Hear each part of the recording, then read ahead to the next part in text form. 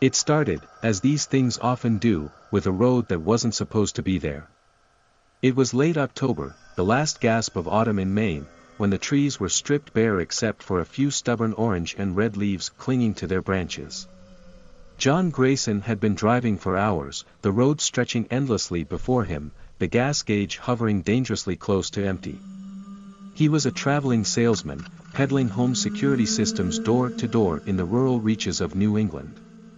The irony of his profession wasn't lost on him, his life was anything but secure. Divorced, broke, and carrying a bottle of Jack Daniels in the glove compartment, John was a man in free fall. That's when he saw the sign, Derry, 6 miles. He didn't remember passing it before.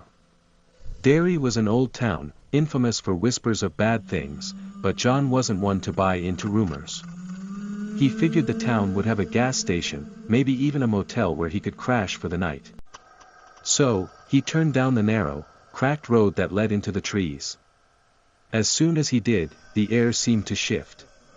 The light dimmed, though it was only mid-afternoon, and the forest on either side of the road grew dense, tangled, oppressive. John felt a prickle of unease crawl up his spine.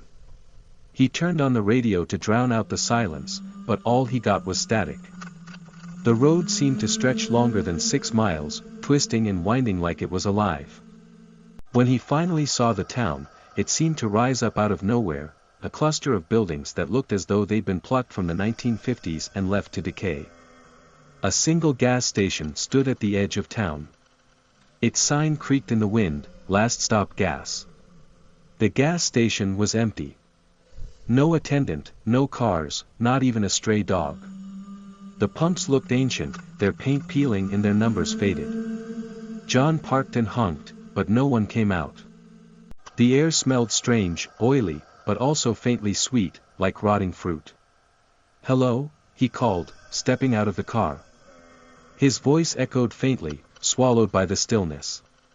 He pushed open the door to the convenience store, the bell jingling above his head. The shelves were dusty, stocked with brands he didn't recognize, Red Cap Cola, Big Bite chips, Wonder Cake treats. A vintage cash register sat on the counter, its drawer slightly ajar. "Help you, mister?" The voice made John jump. He turned to see an old man sitting in the corner, half hidden in shadow. The man's eyes were milky with cataracts, his face a map of wrinkles. He wore a tattered flannel shirt and overalls that looked older than John. "I need gas," John said. "And maybe directions to the nearest motel." The old man grinned, showing yellowed teeth. "Ain't no motels round here. Closest one's back the way you came." "Well, can you at least pump the gas for me?" The old man laughed, a dry, hacking sound.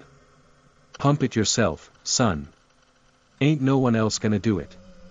John paid in cash and filled up his tank, but as he was about to leave, the old man appeared at his window. His pale eyes bored into John's, and his voice dropped to a whisper. "Don't stay here after dark. You hear me? Get back on the road and keep going." John laughed nervously. "Yeah, sure. Thanks for the tip." But as he drove into the heart of town, the old man's words lingered in his mind. The streets of Derry were eerily empty. The buildings, an old diner, a hardware store, a movie theater, looked abandoned, their windows dark and cracked. Yet, John couldn't shake the feeling that he was being watched. Shadows flickered at the edges of his vision, but when he turned his head, there was nothing there. He parked in front of the diner, its neon sign buzzing faintly, "Betty's Eats." The door creaked as he pushed it open, and the smell of burnt grease and mildew hit him like a wave. A lone waitress stood behind the counter, her back to him. She wore a pale pink uniform, her hair pinned up in a bun. "Excuse me," John said. "Do you have a menu?" The woman didn't turn around. "We don't get many visitors," she said, her voice flat and distant. "What brings you to Derry?" "I got lost," John admitted. "Just passing through." She finally turned, and John recoiled. Her face was pale, almost waxy, her eyes unnaturally wide. She smiled, but it didn't reach her eyes. Passing through, she echoed. That's good. You don't want to stay.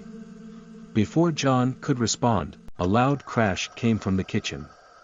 The waitress's smile vanished, and she hurried through the swinging doors. John hesitated, then followed. The kitchen was empty, but a trapdoor in the floor was wide open, a faint light spilling up from below. "Hello?" he called, but no one answered. Against his better judgment, John descended the wooden stairs, the air growing colder with each step. The basement was a maze of old pipes and concrete walls, the light flickering overhead. At the far end, he saw the waitress standing in front of a door. "What's going on?" he demanded. She didn't turn. "You shouldn't have come here." The door creaked open, and John caught a glimpse of what lay beyond, a room filled with rusted chains, blood-stained walls, and something moving in the shadows. Something big. The waitress turned to him, her face now grotesquely distorted, her mouth stretched impossibly wide, her eyes glowing red. "It's hungry," she hissed.